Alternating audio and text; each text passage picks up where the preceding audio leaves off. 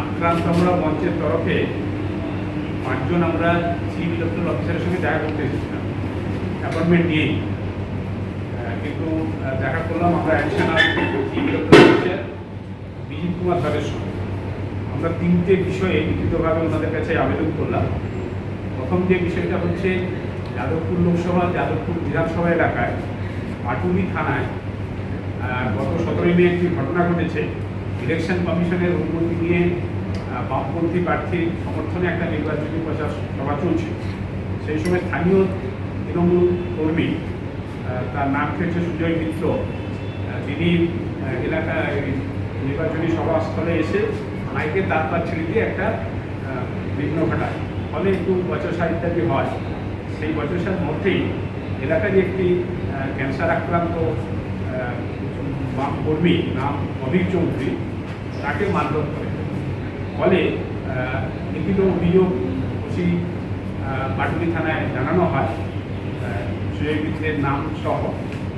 তার সত্ত্বেও ওসি পাটুলি থানা, নাম হচ্ছে তীর্থঙ্কর দে, তিনি কোনো ব্যবস্থা গ্রহণ না করে তৃণমূল কর্মীর কাছ থেকে একটি কাউন্টার অভিযোগ নিয়ে নেন এবং সেই কাউন্টার অভিযোগে যথারীতি অভিক চৌধুরী ওরফে রানার নাম সহ আরও 4 জনের নাম যুক্ত হয়। ফলে কাউকেই কোনো গ্রেপ্তার করা হয়নি, এইভাবে চলছে না। এখানে আমরা একটা উল্লেখ করতে পারি আক্রান্তপুরা মঞ্চের তরফে আমরা দীর্ঘদিন সারা রাজ্যে যত আক্রমণের ঘটনা ঘটেছে সেখানে আমরা যাই, আমরা খোঁজখবর করি। তার মধ্যে বেশিরভাগ ক্ষেত্রে আমরা লক্ষ্য করি যে পুলিশই এই আক্রমণকারীদেরকে মদত দিয়ে চলেছে আজকে নির্বাচনের সময় এমনটা নয়। আমি অমৃত মহাপাত্র যাদবপুর বিশ্ববিদ্যালয়ের অধ্যাপক, আক্রান্তপুরা মঞ্চের সঙ্গে দীর্ঘদিন 2014 সালের পর থেকে রয়েছি। আমাকে 2016 সালে একটি মিথ্যে অভিযোগের ভিত্তিতে হরিদেবপুর থানা আলিপুর ক্রিমিনাল কোর্টে অভিযোগ দায়ের করেছিল, এফআইআর করেছিল। সেই সময় হরিদেবপুর থানার যিনি ওসির দায়িত্বে ছিলেন তিনি এখন পাটুলি থানার ওসি, অর্থাৎ তীর্থঙ্কর দে। এবং 2016 সালে মিথ্যে অভিযোগ, তার ভিত্তিতে মিথ্যে এফআইআর, তার স্বাক্ষরকারী তীর্থঙ্কর দে এখন পাটুলি থানার ওসি। এবং তার ভিত্তিতে ক্রিমিনাল কেস, সেই ক্রিমিনাল কেসের যে চার্জশিট জমা পড়ে, সেই চার্জশিটে লেখা হয় অমৃত মহাপাত্র অ্যাবসকন্ডে। তখন হরিদেবপুর থানা থেকে চার্জশিট জমা পড়ে, তখন হরিদেবপুর থানায় ছিলেন ওই তীর্থঙ্কর দে। এবং সাহেবভাবে অ্যাবসকন্ডের চার্জশিট মানে অমৃত মহাপাত্র পলাতক ফেরার। আপনারা সকলেই জানেন, মিডিয়া জানেন, সমস্ত লোকই জানেন যে আমি কখনো ফেরার হয়ে যাইনি। বা এখানে উল্লেখ করার বিষয় হচ্ছে তীর্থঙ্করদের তো একটি পরিবার আছে, তার তো একটি বাড়ি আছে, আর আমারও একটি পরিবার আছে, আমার একটি বাড়ি আছে। এবং আমি এবং তীর্থঙ্করদের একই হাউসিং কোঅপারেটিভে থাকি, আমরা একই হাউসিং কোঅপারেটিভের 2 মেম্বার। এবং আমার বাড়ি ওনার বাড়ির মধ্যে দূরত্ব ম্যাক্সিমাম 5 মিনিটের হাঁটা পথ। এবং আমি 2002 সাল থেকে ওই আবাসনে বসবাস করছি, আর তীর্থঙ্করদের আরও আগে থেকে ওখানে বসবাস করছিলেন, তার বাবা ওখানে বসবাস করেছিলেন। এখন এই তথ্যগুলো আমি দিচ্ছি এই কারণে যে তীর্থঙ্করদের আমাকে ব্যক্তিগতভাবে চেনে, একই হাউসিং কোঅপারেটিভে থাকার কারণে। তিনি আবার 2016 সালে যখন হরিদেবপুর থানার দায়িত্বে ছিলেন, তিনি আমার এগেনস্টে এফআইআরে স্বাক্ষর করেছেন মিথ্যে অভিযোগের ভিত্তিতে।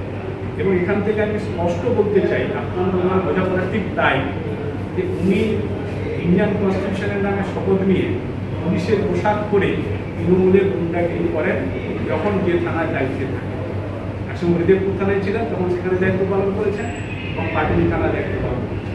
এই পরিপ্রেক্ষিতে আমরা আজকে ইলেকশন কমিশনের কাছে এসে বাধ্য হয়ে বলতে হলো, লিখিত জানাতে হলো যে আপাতত ওসি তীর্থঙ্কর দে পাটুলি থানা, তাকে যেন নির্বাচনী প্রক্রিয়া থেকে সরিয়ে রাখা না হলে যে লেভেল প্লেইং ফিল্ড, তার সঙ্গে অবাধ শান্তিপূর্ণ নির্বাচন সম্ভব না। এটা মুখে সম্ভব, দেশ বিবৃতিতে সম্ভব, কিন্তু কার্যক্ষেত্রে সম্ভব না।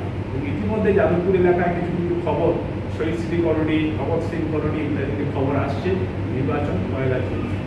অবাধ শান্তিপূর্ণ নির্বাচন করার জন্য ইলেকশন কমিশন যদি তারা সত্যি গণতন্ত্রের প্রতি শ্রদ্ধাশীল হয়, ট্রান্সপারেন্সি তাদের রাখতে হয়, তাহলে এটা করা উচিত, সেটা আমরা জানিয়েছি। দ্বিতীয় বিষয়, এইবার ইলেকশন কমিশন কতগুলো নজিরবিহীন ঘটনা ঘটিয়ে চলেছে। 2019 লোকসভা নির্বাচন হয়েছে, আবার 2024 5 বছর পরে সংবিধান অনুযায়ী ইলেকশন করছে। কিন্তু 2019 যখন একটা ইলেকশন ফেজ শেষ হয়ে যেত, তার 24 ঘন্টার মধ্যে কতগুলো তথ্য পাবলিক ডোমেনে ওয়েবসাইটে দিয়ে দেওয়া হবে 14 সালের কত ইলেকটোরেট, কত পোল ভোট, কত পার্সেন্ট ভোট, আর 19 সালে কত ইলেকটোরেট, কত পোল ভোট, কত পার্সেন্ট ভোট, এবং দুটোর মধ্যে ট্যালি করে পার্সেন্টেজ ভোট বাড়লো না কমলো এই তালিকা কনস্টিটিউয়েন্সি ওয়াইজ দেওয়া হয়েছিল 2019 সালে। এবং এবারে 5 দফা নির্বাচন হয়ে গেছে, আগামীকাল 6ষ্ঠ দফা নির্বাচন হবে, এই ডেটাটা দেওয়া হচ্ছে না। এবং খুব বিস্ময়ের ব্যাপার যে কত ভোট গোল্ড হয়েছে একটা কনস্টিটিউয়েন্সিতে সেটাও দেওয়া হচ্ছে না, শুধু এজের পার্সেন্টেজ দেওয়া হচ্ছে। এবং এই পার্সেন্টেজ যখন দেওয়া হচ্ছে তার আবার দুটো ফিগার আসছে, একটা নির্বাচন যেদিন সম্পূর্ণ হচ্ছে টেন্টাটিভ একটা পার্সেন্টেজ, তারপরে চূড়ান্তটা করে আসছে।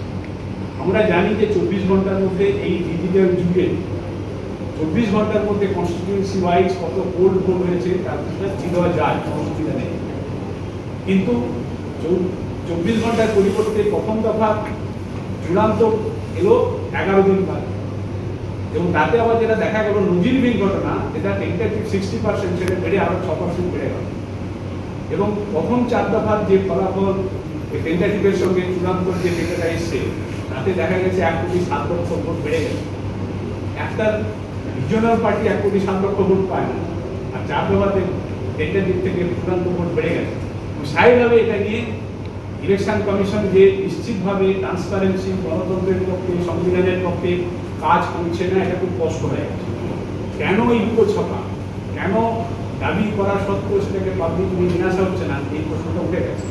এবং সেই প্রশ্ন সরাসরি আপনার সুপ্রিম কোর্টের দরজায় ওরা মেরেছে, এবং সুপ্রিম কোর্ট 18 মে একটা নির্দেশও দিয়েছে যে সমস্ত 17C, যেটা হচ্ছে real document of the election process, একটা বুথে কত ভোট গোল্ড হলো, কত পার্সেন্টেজ ভোট হলো ইত্যাদি, যে এটা পোলিং এজেন্টদেরকে দেওয়া হয়, জেডিং অফিসার সই করে দেওয়া হয়, জেডিং অফিসার নির্বাচনের শেষে রিটার্নিং অফিসারের কাছে জমা করে, সেই ডেটা 24 ঘন্টার মধ্যে চলে আসা উচিত। সেটাকে স্ক্যান করে ওয়েবসাইটে তুলে দেওয়াটা হচ্ছে ডেমোক্রেটিক ট্রান্সপারেন্সির জন্য অত্যন্ত প্রয়োজন। কিন্তু এই নির্দেশ সুপ্রিম কোর্ট দেওয়া সত্ত্বেও ইলেকশন কমিশন অফ ইন্ডিয়া 225 পাতায় এফিডেভিটে বলেছে তাদের পক্ষে এখন দেওয়া সম্ভব না। এই সমস্ত বিষয় থেকে মনে হয় যে ডাল মে কুছ কালা है, এবং ইলেকশন কমিশন যার দায়িত্ব ডেমোক্রেসি করতে, ডেমোক্রেটিক ট্রান্সপারেন্সি করতে, এটা যেন মনে হচ্ছে শাসক দলের বা অন্য কারোর প্রতি তার দায়বদ্ধতা। এবং সেটা শুধু দায়বদ্ধতা নয়, গণতন্ত্রের হত্যা হওয়ার একটা বদ্ধতা। আজকে পঞ্চম দফা নির্বাচনের শেষে 6ষ্ঠ দফা প্রাক্কালে আমরা আমরা মঞ্চ থেকে দাবি করছি, এবং লিখিতভাবে আমরা সেই দাবি জানিয়েছি সমস্ত বুথে সারা ভারতবর্ষে 17C ফর্মকে আপলোড করা হবে স্ক্যান করে ওয়েবসাইটে। মানুষের জনগণতন্ত্রে জনগণ যা জানতে চাইবে সেটাকে কোনো অধিকার কোনো একটা কমিশনকে দেওয়া নেই। তারা এটা কেন করছে আমরা জানি না, এই দাবি আমরা তুলেছি। আর শেষমেশ আরেকটি দাবি আমরা তুলেছি, সেই বিষয়টা আমাদের আহ্বায়ক উন্নয়ন নাকুল বিস্তারিত জানেন, তিনি সেটা আপনাদের কাছে উল্লেখ করেছেন। রথিবালা আড়ি সংবাদ মাধ্যমে আমরা জানতে পারি যে ওখানে একটা তৃণমূল বিজেপির মধ্যে একটা কোনো সমস্যা সংঘর্ষ কিছু হয়েছিল। সংবাদ মাধ্যমে জানতে পারি তৃণমূলের শাসক দলের কিছু খাওয়া দাওয়ার ব্যাপার চলছিল, ওইখানে ওই গ্রামের বিজেপি সমর্থকদের সাথে কিছু বচসা। প্রশ্নটা আমাদের কাছে তৃণমূল বিজেপি নয়, প্রশ্নটা হচ্ছে একজন মা তার ছেলে ফিরছে না দেখে সেখানে খবর নিতে যায়। 54 বছর বয়সী এই রথিবালা আড়ি, তাকে পিটিয়ে কুপিয়ে হত্যা করা হয়েছে। আমরা ইতিমধ্যে তার পরিবারের সাথে যোগাযোগ করেছি। তার যে ছেলে সে মৃত্যুশয্যায় হসপিটালে রয়েছে, তার বাড়ির একমাত্র জামাই এবং মেয়ে, তাদের সাথে আমি আজ সকালবেলায় ফোনে কথা বলেছি। সংবাদ মাধ্যমের সহযোগিতায় তাদের সাথে আমার যোগাযোগ হয়। তাদেরকে আশ্বস্ত করেছি যে আক্রান্ত আমরা মঞ্চ তাদের পাশে আছে।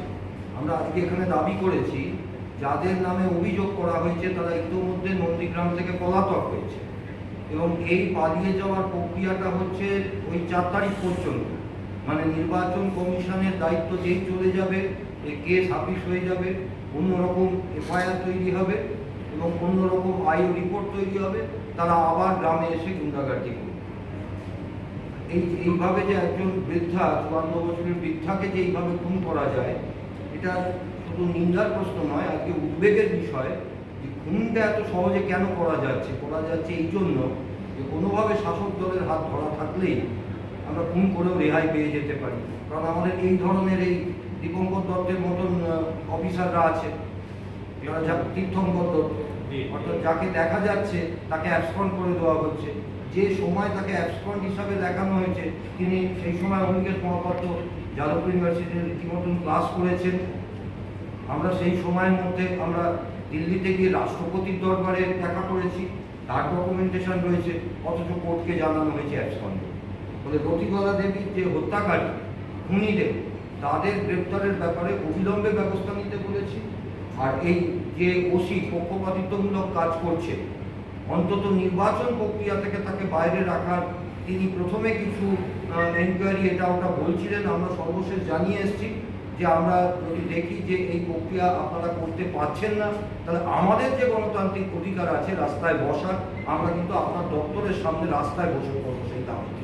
আমরা আশা করব নির্বাচন কমিশন তারা অন্তত যেটা মেট্রোতে রাস্তাঘাটে বিজ্ঞাপন দিয়ে পয়সা খরচা করছে, নির্ভয়ে ভোট দিন, নিজের ভোট নিজে দিন, সেখানে একজন থানার ওসির এই ভূমিকা কখনোই ভয়মুক্ত পরিবেশে ভোট দেওয়ার পরিবেশ তৈরি করছে না। তাই ভয়মুক্ত পরিবেশকে সুনিশ্চিত করতে নির্বাচনের দিন পর্যন্ত তাকে নির্বাচন প্রক্রিয়ার বাইরে রাখার আবেদন করেছি। এবং শুধু আবেদন নয়, এই আবেদন কার্যকরী সহযোগিতা না পাওয়া গেলে আমরা কিন্তু এই দাবিতে রাস্তায় বসতে বাধ্য হব।